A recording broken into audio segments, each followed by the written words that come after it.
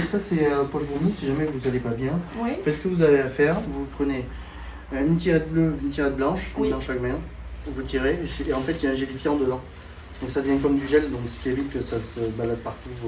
Mais c'est incroyable, Ouais, c'est extrêmement bien pensé. Bon, spoiler alerte, la poche à vomi, elle m'a été très utile. Vous vous demandez peut-être comment je me suis retrouvée dans cette situation. En fait, l'armée de l'air m'a proposé de faire le défilé du 14 juillet en rafale. Et comme je suis un peu la casse-cou de la rédac, j'ai sauté sur l'occasion. C'était fou et je vais vous raconter comment ça s'est passé.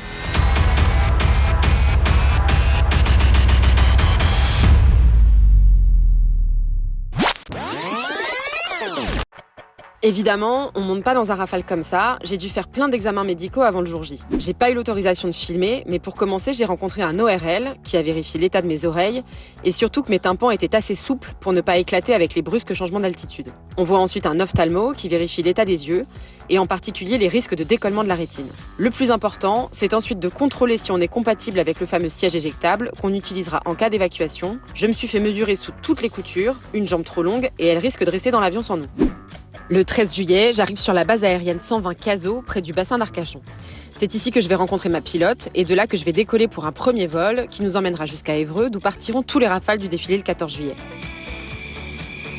Est-ce que c'est un vol à rafale? Oui. Ok. Alors, je pourrais avoir votre poids, votre taille. Alors 1m66 Ouais. et 64 kg. Pointure 39. 39, ok. Eh bien, on va pouvoir commencer à s'équiper. Allez. C'est bon, vous vous sentez bien? Ouais, Pas trop serré. C'est la taille collée. Et on va commencer par le pantalon anti-G, comme ça sera fait. Et ça sert à quoi le pantalon anti-G? À éviter tout ce qui va être voile noir, le remontée de sang jusqu'au cerveau. Donc normalement avec ça je tombe pas dans les pommes. Normalement. On vient nous hydrater. Et surtout, manger. Oui, on m'a dit il faut bien Manger. La poche de cuisse, est-ce que je vous mets une petite Oui. là où ça va pas? Un truc pour vomir? Oui, complètement. Alors oui, totalement. Si jamais vous n'allez pas bien, Oui. faites ce que vous avez à faire. Vous prenez une tirette bleue, une tirette blanche, Oui. dans chaque main. Vous tirez et en fait il y a un gélifiant dedans. Donc ça devient comme du gel, donc ce qui évite que ça se balade partout. Mais c'est incroyable, Ouais, c'est c'est- extrêmement bien pensé. Vous vous en mettez 2 Oui. ou vous en voulez 3? Oh, Trois, trois. ouais. Allez. Allez. Il y a un retour aussi. Et ça sert à quoi du coup? Pour la transpiration. Côté éponge, côté tête et la couture à l'arrière. Des éponges que tête, la couture à l'arrière. Ok, Voilà, ça marche. c'est ça, donc un peu plus. Voilà, exactement. Comme ceci. Un peu genre bonne bain, quoi. Alors, comment vous sentez au niveau du casque? Est-ce que vous avez des douleurs au niveau du front? Non, pas du tout. En l'air, c'est multiplié par 100 la douleur. Ouais, c'est pour ça. Faut pas que vous Ah. ayez... Ah, c'est pour voilà. ça qu'il faut pas C'est qu'il y ait de douleur. Bien faire attention. Si j'ai un point de pression à un endroit Ouais. du crâne qui me fait un tout petit peu mal là à terre, ça veut dire que ça va me faire très très très très mal quand je serai en l'air. Tout C'est à ça. fait. Et vous allez être concentré sur cette douleur. Ce briefing-là, il est indispensable. C'est pas un vol Air France. On va prendre toujours l'option, ça se passe mal. Il me permet, si jamais vous allez à vomir, Cherchez la grosse gauche. vous cherchez la bosse ici, vous faites pivoter là et vous tapez. Hop, tapez dans la baïonnette qui est là. Pour compléter ma tenue, j'enfile un gilet de sauvetage, ça pèse 7,5 kg quand même. Alors Bah, taille enfant, c'est bien. C'est pas plus petit. Sous la combinaison, je porte un caleçon long et un t-shirt manche longue. Ils sont anti-feu tous les deux, comme le reste de l'équipement. Alors ok, je crève de chaud, mais au moins, ça protège un peu en cas d'accident. Ensuite, on me fait un long briefing sur le fameux siège éjectable. Alors dans l'idée, je vais pas m'en servir, mais c'est au cas où. Je dois surtout bien repérer les boutons auxquels il ne faut absolument pas toucher pendant le vol, et notamment la poignée qui déclenche le siège. En gros, tout ce qui est jaune et noir ou rouge, on ne touche pas. Et la petite boule verte, le petit voyant vert oxygène, il est là. Voilà. Est-ce que tu as des questions? Non, j'ai l'impression qu'il y a eu beaucoup d'informations. Je sais pas si j'ai tout retenu, mais. Oui, aussi. Les principales, si tu es là.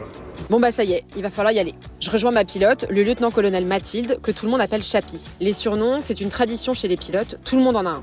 Ça fait vraiment un moment que je vais être pilote de chasse. Je pense que c'est arrivé à peu près dans les années collège. Je suis originaire de Tours et à Tours, auparavant, on avait l'école de l'aviation de chasse avec les Alpha Jets qui passaient tout le temps au-dessus de nos têtes. Et je pense que clairement, cette passion pour l'aviation et pour les avions de chasse vient de ce moment-là. Bienvenue pour le briefing, la mise en place de l'objectif à Évreux, les avions du défilé du 14.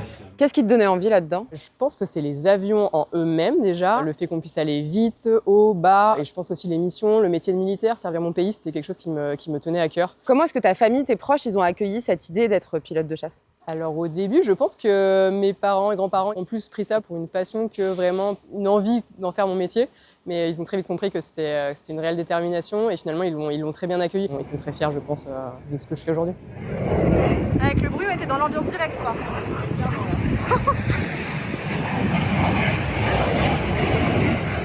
Là, c'est votre combienième vol en Rafale? Vous avez une idée ou pas? Non, Beaucoup. ça fait, moi, je volais sur Mirage 2000 avant, donc ça fait 2 ans que je vole sur Rafale. Je pense que je dois avoir à peu près 500 heures sur Rafale. C'est déjà pas mal. Pour moi, c'est rassurant en tout cas. S'inquiéter, normalement, ça devrait bien se passer. Non, non, et alors, c'est quoi les instructions là? Qu'est-ce qu'il faut à quoi faut que je pense?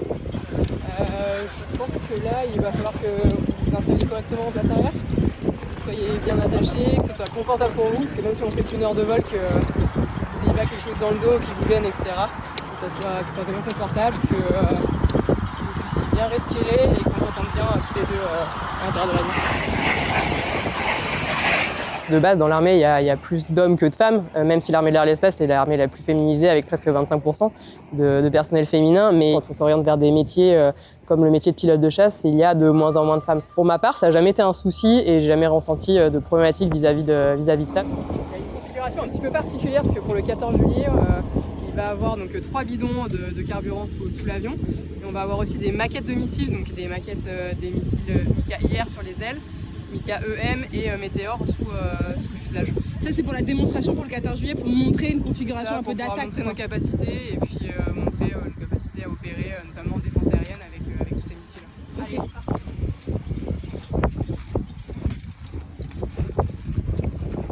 Là, je vous laisse vous harnacher, normalement c'est tout. Le truc auquel il faut faire attention, c'est que quand on voyage en Rafale, il n'y a pas de place pour des bagages. J'ai donc le droit à un petit sac pour transporter le matériel et de quoi dormir à Évreux ce soir. On a une petite frotte sur le dessus de l'avion là qu'on peut enlever les. Ah oui, dans laquelle on peut mettre. Oui, parce qu'on pense pas à ça, à la logistique de ce qu'on doit trimballer comme matériel quand on part en mission. On peut prendre rien du tout dans un Rafale en fait. Vous verrez après dans la cabine, mais c'est assez exigu, ce qui fait que pour nous c'est assez facteur pour manger, boire pour des vols longs où en fait on n'a pas vraiment de place pour mettre tout. Et puis même pour bouger en fait. Et pour bouger tout ça, je vous laisse tester moi-même. Derrière moi, elle est en train de faire le tour de l'appareil pour vérifier que tout est en sécurité et que tout va bien sur l'avion pour qu'on puisse être sûr que le vol se déroule bien en fait. Donc, elle fait vraiment le tour détail par détail de l'appareil avant qu'on s'envole. Allez, c'est parti, j'embarque. Le mécanicien m'aide à bien régler les ceintures et me branche au tuyau d'oxygène et à la radio. On est effectivement assez à l'étroit et ma hantise, c'est surtout de tirer sans le faire exprès sur la poignée qui déclenche le siège éjectable situé entre mes jambes. Je peux me faire très mal, ça coûterait très cher et ça remettrait évidemment en question tout notre vol.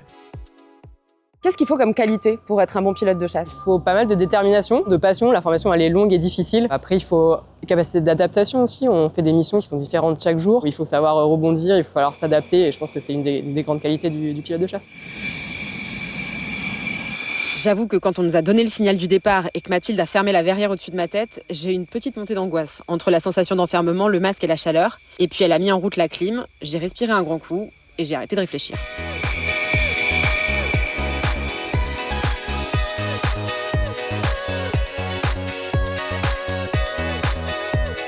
On a donc mis 40 minutes à voler du bassin d'Arcachon à Évreux. En termes de sensations, je m'attendais à avoir mal aux oreilles, mais pas du tout. Le plus impressionnant, ce sont les fameux jets qu'on ressent notamment au moment de certains virages. On a vraiment l'impression d'avoir tout le corps pressé comme un citron.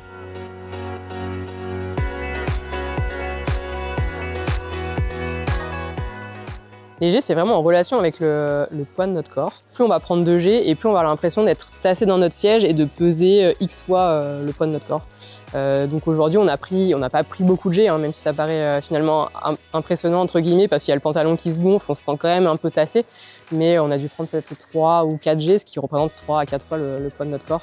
Et c'est le sang qui va vraiment vers les pieds. Et c'est pour ça qu'on a mis un pantalon anti-jet. Plus on prend des jets et plus il gonfle pour pouvoir ramener ce sang dans le cerveau et éviter d'avoir le voile noir ou alors de tomber dans les pommes. Là où on prend plus de jets, c'est sur les vols de combat. On peut prendre jusqu'à 9 jets. Et je ne sais pas si ce sont les turbulences ou le fait de filmer dans l'avion, mais mon estomac n'a pas trop aimé et j'ai été malade 2 fois. Ah bah voilà quoi. Bon bah merci beaucoup hein. Check. Bah c'était mon premier quand même. Ah bah ouais, c'est un truc de ouf. C'est incroyable. Bon allez, ça c'est fait. Je suis rincée. Maintenant direction l'hôtel pour une bonne nuit de repos avant le 2e vol demain, au-dessus des Champs-Élysées. Il est 7h du matin et je suis de retour sur la base aérienne d'Évreux.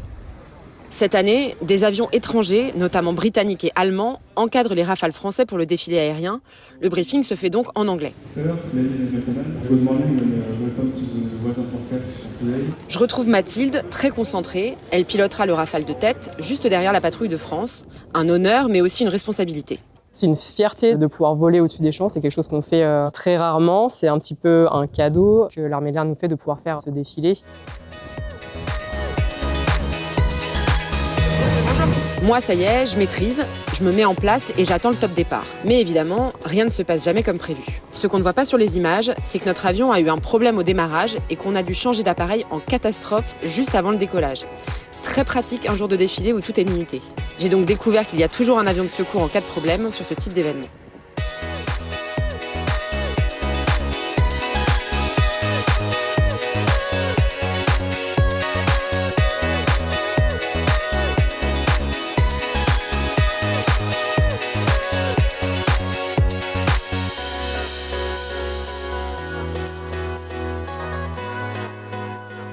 Et voilà, je peux dire que j'ai défilé dans un Rafale pour le 14 juillet. Et si jamais vous vous posez la question, bien sûr que j'ai été malade sur le second vol.